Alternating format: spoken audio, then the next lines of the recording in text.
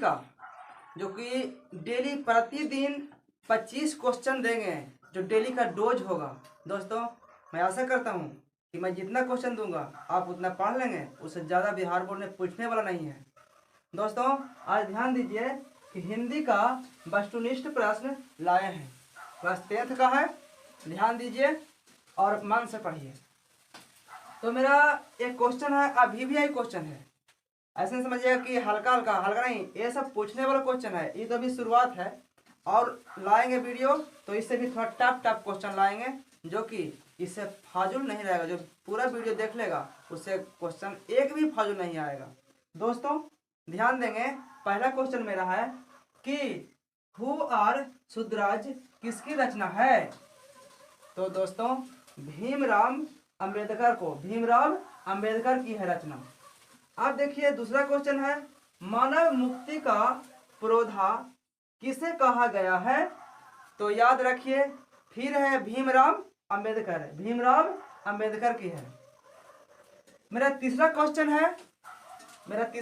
है कि भारत में जाति प्रथा का मुख्य कारण क्या है। दोस्तों भारत में जाति प्रथा का मुख्य कारण क्या है। तो सोच सकते हैं बेरोजगारी। क्या है? बेरोजगारी, जो कि मुख्य कारण है। अब चौथा क्वेश्चन मेरा है, खोखा खोखी किस भाषा का शब्द है। खोखा खोखी किस भाषा का शब्द है। खोखा किसे कहते हैं? कासू का। तो ध्यान दीजिए किसका है?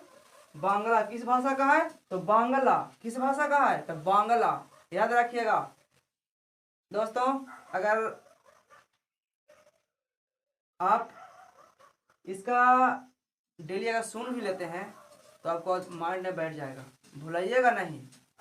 तो फिर ध्यान दीजिए पांचवा क्वेश्चन, मदन अक्सर किसके हाथों से पिटाता था। किसके हाथों से पिटाते थे मदन?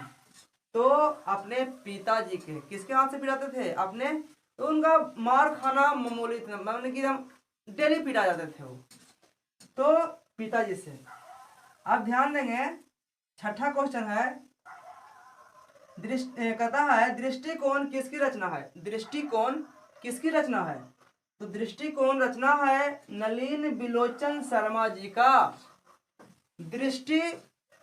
नलिन बिलोचन शर्मा जी का। अगला क्वेश्चन है 7 में, नलिन बिलोचन शर्मा जी के पिताजी का क्या नाम था। तो पंडित रामावतार शर्मा नाम थे। भी याद रखने वाला चीज है। अगला प्रश्न है, नलिन बिलोचन शर्मा की मृत्यु कब हुई। नलिन बिलोचन शर्मा की मृत्यु कब हुई? तो 12 सितंबर 1961। 12 सितंबर 1961 को उनका मृत्यु हो गया था, देहांत हो गया था। अगला क्वेश्चन है सोफर शब्द। देखिए सोफर शब्द का क्या अर्थ है। ध्यान दीजिए सोफर शब्द का क्या अर्थ है? ड्राइवर। क्या? ड्राइवर। क्या है? ड्राइवर है, जो ड्राइवर। अगला प्रश्न 11 में 10 में, सेन साहब की कार की कितना कीमत था। कितनी कीमत था उनका? सेन साहब की जो कार थी उसका कितना कीमत था? तो 7,500। वहाँ ऑप्शन में रहेगा 7.5 लाख, 750, इस लेकिन होगा क्या? 7,500 होगा। 7,500 होगा। अगला प्रश्न है कि 11 में मूक नायक क्या है। मूक नायक क्या है? तो पत्रिका है। क्या है? पत्रिका है। क्या है? पत्रिका है। मूक नायक क्या है? पत्रिका है। अब कहता है 12 में कि आधुनिक मनु किसे कहा जाता है। आधुनिक मनु किसे कहा जाता है? तो भीमराव को जी कहता है, भीमराव अंबेडकर को। किसे कहा जाता है? तो भीमराव अंबेडकर को। दोस्तों मैं आशा करता हूँ कि आपको इस वीडियो अच्छा लगा होगा। अगर अच्छा लगा है दोस्तों तो एक लाइक कीजिए, और जो मेरे चैनल पर नया है वो चैनल को सब्सक्राइब कर लीजिए दोस्तों, ताकि मैं जब भी वीडियो डालूं तो आप तक पहुंच जाए। धन्यवाद दोस्तों। और लाते हैं दोस्तों अगला प्रश्न है, तो ध्यान देंगे। 13 क्वेश्चन नंबर है कि भीमराव अंबेडकर के माता का क्या नाम था। भीमराव अंबेडकर का माता जी का क्या नाम था? तो भीमा बाई। क्या था? भीमा बाई। तो ध्यान दीजिए, 14 क्वेश्चन है, 14 नंबर। भीमराव अंबेडकर के पिता का क्या नाम था? तो रामजी सकपाल। रामजी सकपाल। माता का भीमाबाई और पिताजी का रामजी सकपाल। अब दोस्तों याद रखने वाला बात है, 15 नंबर है, लेखक बेरोजगारी का प्रमुख और प्रत्यक्ष कारण किसे मानते हैं? लेखक बेरोजगारी का प्रमुख और प्रत्यक्ष कारण किसे मानते हैं? तो जाति प्रथा का। क्या? जाति प्रथा का। दोस्तों जाति के अनुसार जो पहले का जब विडम्बना था, जाति के अनुसार उसका काम को बांट दिया था। दोस्तों आप ध्यान दीजिए कि मान लिया जाए कि कोई जाति के अनुसार काम को बांट दिया जाएगा और दूसरा काम उसका करने का आदेश ना दिया जाएगा, कानून से बन जाएगा, तो बेरोजगारी तो निश्चित है, या भूखा मरेगा। मान लिया जाए किसी चीज का कोई इतना मान लीजिए कि जैसे कि कुम्हार एग्जाम्पल लेते हैं, उसका मट्टी गूंथकर क्या बनाते हैं? बर्तन बनाते हैं, मिट्टी का बर्तन। अगर उस समय उसका काम रुक जाए, काम ठप पड़ जाए, बिक्री ना हो और दूसरा काम करना चाहे वो, तो उसका तो वहाँ आदेश नहीं है, नियम कानून से बन गया है। तो बताओ भूखल मरेगा या बचेगा? वैसा ही था, उस नियम को हटाएं। भीमराव अम्बेडकर जी ने बताए, उस कहानी को बताएं।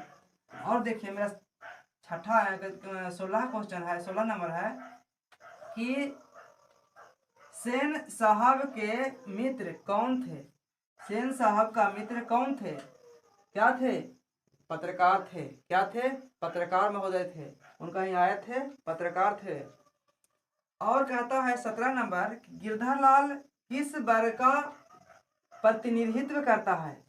गिरधर लाल किस वर्ग का है प्रतिनिधित्व करता है? तो निम्न वर्ग का। कौन वर्ग का?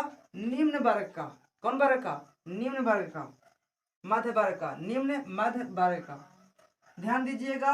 18, नलिन बिलोचन शर्मा का जन्म कहाँ हुआ था? नलिन बिलोचन शर्मा का जन्म कहाँ हुआ था? तो बदरघाट। याद रखें, बंदर नहीं, बदरघाट पटना। कहाँ? पटना। बदरघाट पटना में हुआ था। 19 है, भारतीय संविधान का निर्माता किसे कहा गया है? तो इन्हें कौन नहीं जानता है? भीमराव अंबेडकर। कौन? भीमराव अंबेडकर।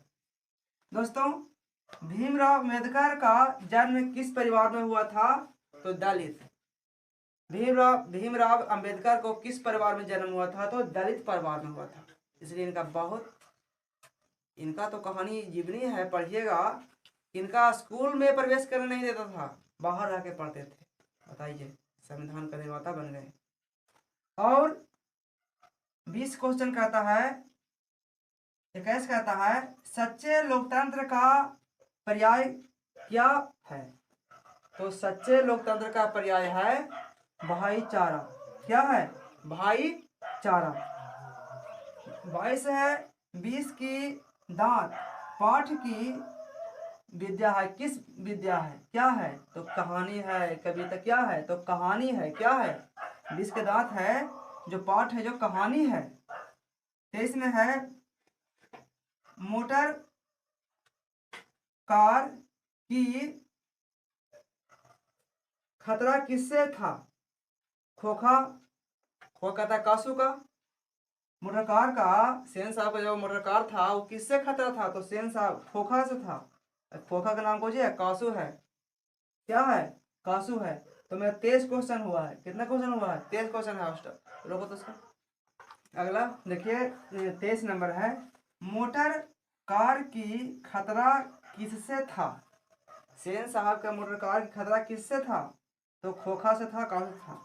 अगला प्रश्न 24 कहता है, सभ्य समाज की आवश्यकता क्या है, सभ्य समाज की आवश्यकता क्या है? तो श्रम विभाजन, श्रम विभाजन। और 25 कहता है मदन की उम्र क्या थी? तो 5-6 वर्ष, 5 से 6 वर्ष था मदन का उम्र। दोस्तों ये मेरा 25 क्वेश्चन है, जो 25 का रोज डेली मिलेगा, और मैथ तो करेगा ही करेंगे। दोस्तों ध्यान दीजिए कि इसका याद करना है, जो 20-25 क्वेश्चन मिला है, और डेली देखना है। दोस्तों आपसे एक